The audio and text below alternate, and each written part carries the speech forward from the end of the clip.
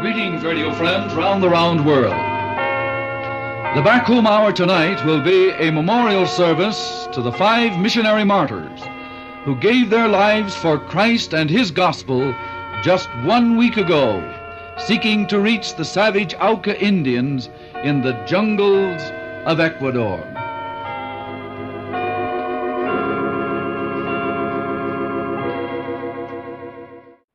That out of this apparent tragedy is coming a wonderful note of victory. On the shores of that little river that few of us have ever seen, there has been left the remains of this small missionary aviation plane. Nearby, the common grave in which our fallen comrades have been buried. No greater monument could ever be erected by any government or any group of men than the simple testimony that that plane, stripped of its fabric, and yet still standing there, shall give as long as it lasts and as long as that river flows. To try to evaluate what these men have done in human terms is indeed difficult. To think of this martyrdom of 5 valiant men on a material basis is indeed absurd. Even to put this sacrifice of supreme devotion on the level of altruism or humanitarianism simply doesn't satisfy our hearts. There must be something higher, something more noble, something more glorious, and indeed there is, as you've already heard mentioned previously. There is only one right and satisfying explanation for what happened out there in Operation Auca just 1 week ago. It is on the high spiritual elevation of love of Christ and of His gospel more than the love of self.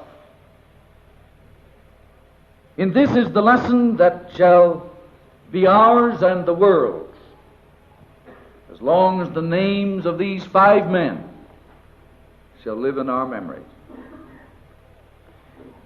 The Apostle Paul was a man of this stripe, and he wrote,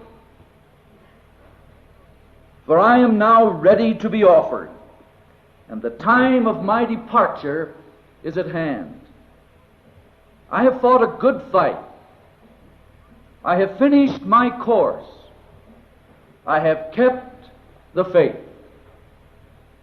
I am ready to be offered."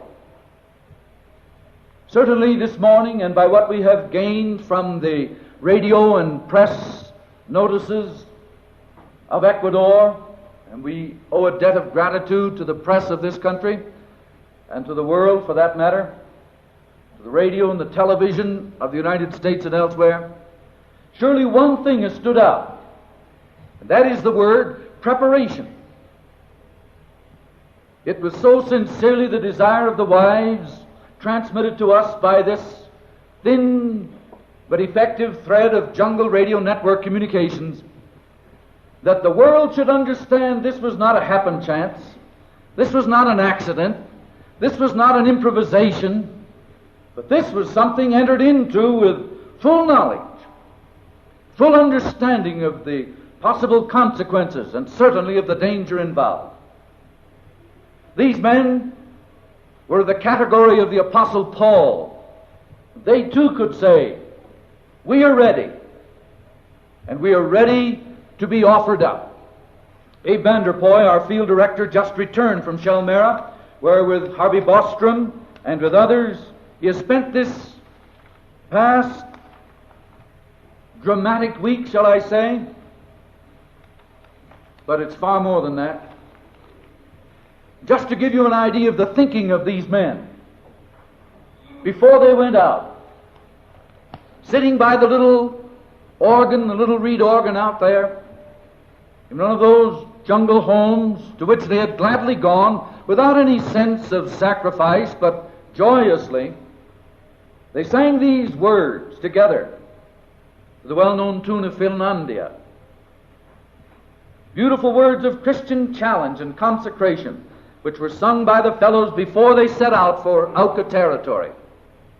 We rest on Thee, our shield and our defender. We go not forth alone against the foe. Strong in Thy strength, safe in Thy tender keeping, we rest on Thee, and in Thy name we go. We rest in Thee, our shield and our defender. Thine is the glory, Thine shall be the praise. When passing through the gates of pearly splendor, victors, we rest with Thee through endless days.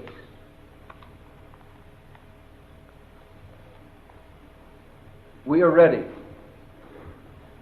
to be offered.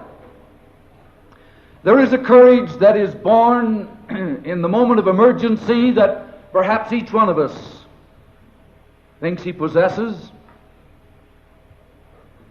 But these men demonstrated the courage that comes after due and mature thought has been given to all of the dangers and the facing of death itself. And yet with all their hearts, like Paul, they said, we are ready to be offered. Therefore, as we meet in this memorial service, remembering Nate Saint, remembering the four colleagues, Ed McCulley, Pete Fleming, James Elliot, and Roger Yodarian, we would stand and salute their memory. Only a few days ago they were here in Quito. Only a few days ago we grasped their hands. Only a few days ago, as you've heard, we felt the warmth of their challenge. And they, being dead, yet speak. This is the glory of the Christian. This is the triumph of the gospel. They would have it no other way, I'm sure. And I believe I speak for their wives and their children when I say this. May we ask ourselves this challenging question as we leave this time honoring their memory. Are we prepared as they were? Do we have the courage that was born in their hearts by faith in Jesus Christ? Do we have the courage to go back into life with all of its dangers and problems and difficulties?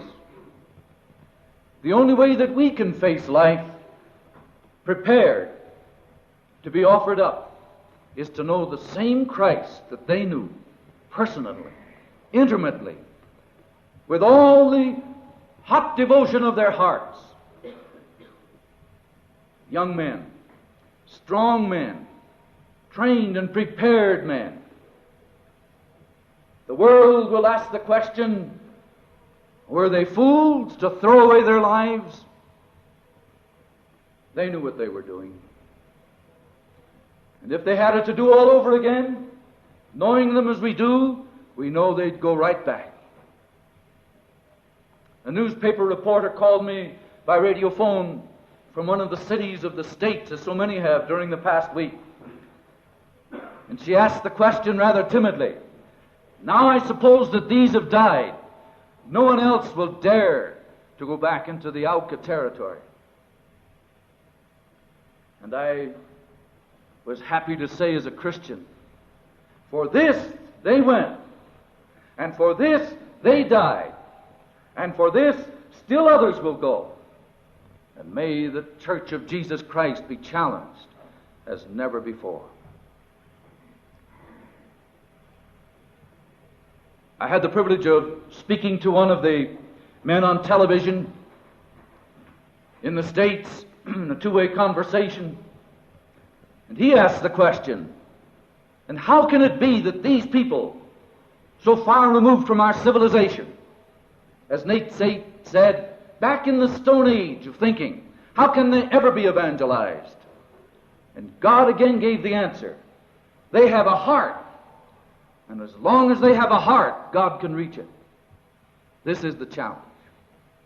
From the lives of these young men, faithful warriors of the cross of Jesus Christ, to you and me, may we go from this place not with this sense of emotion or even admiration, but with a deep sense of longing to know Christ personally as our Savior through His shed blood on the cross, as intimately, as personally as these men did, and thus be able to say, like that battle-scarred warrior centuries ago, I too am ready, ready to be offered.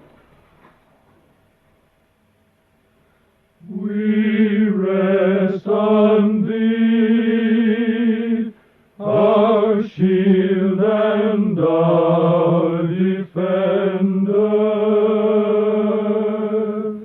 Thine is the battle, Thine shall be the praise,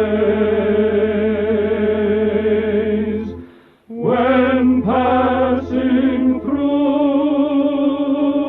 the gates of pearly splendor.